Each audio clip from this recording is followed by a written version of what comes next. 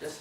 Yeah. So, who could have thought that only years ago something as physical as a computer screen could actually buy whatever you want, like groceries or renting cars?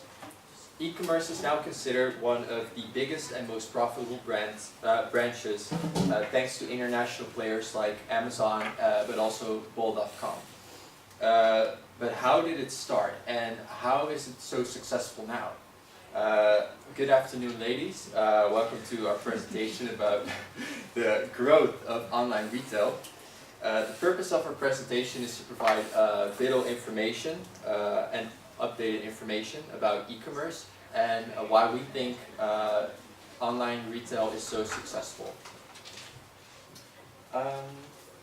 To start it off, how did online retail start? Michael Aldrich founded online shopping in 1979. The British inventor created the predecessor of online shopping by making online transactions available for business to business and business to consumer. This technique was officially marketed only 2 years later by the English travel organization Thomson Holidays, which is now known as TUI. So users could actually buy whatever they wanted online for the first time ever. So, one of the first players to sell something through the internet was Pizza Hut in 1994. And of course selling pizzas. One of the first webshops in the Netherlands, however, to do so was Weekamp. Actually, many Dutch webshops claim to be the first, but according to some experts it was Weekamp because they had the knowledge required at the time to make sure, to do business through the internet. In 1999 Bol.com was founded, and it is now the largest web shop in the Netherlands. So, what's the status update for nowadays? Because we talked about the past, so this online phenomenon has had a huge impact on society, and it shows today. According to a study found by Q&A in collaboration with ABN AMRO, online expenses on products is nearing 20%, and online stores grow and physical stores dwindle. So the amount of consumers that state they will visit an actual physical store keeps decreasing. While in 2015 still 79% of people would visit an actual physical store, only 68% would do so today. This has grown more excessive in young teens than in adults. Alas, it is a cause for concern as the younger generation gets more focused on buying more products online instead of visiting a store. So as you can see here, Bol.com is the biggest web shop in the Netherlands with a gross revenue of more than 1 billion euros. And Coolblue is second and Zalando third. And Weekamp, the first web shop in the Netherlands, is fourth. So, what can we expect in the future? Yes, what can we expect in the future of online retail? Well, there's a couple of things going on, and I'd like to list some of these. Note, these are not all of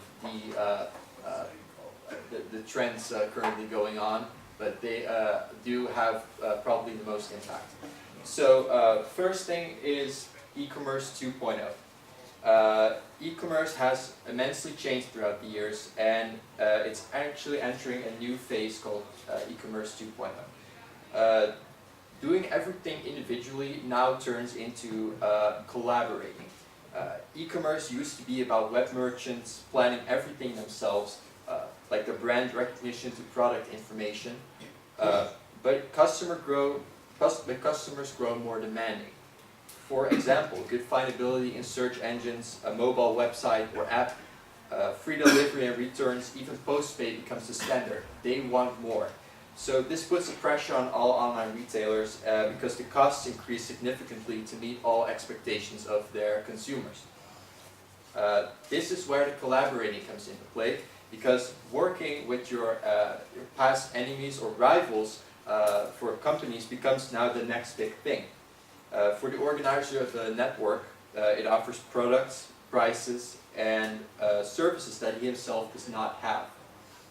And for the former rivals, it could offer a much larger reach of an audience or a reach of customers. Okay, second important thing we can expect in the future is an increase in transparency.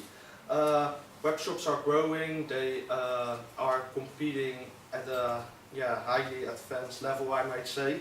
And so we can expect an increase in transparency, which could be accomplished by giving customers the most accurate tracking data they can offer and more emphasis on faster customer feedback. And to round it out, I'm going to talk about geo-blocking because that's lately becoming very important. There's actually an end to geo-blocking, and before I go into it further, I need to remind you what geo-blocking actually means.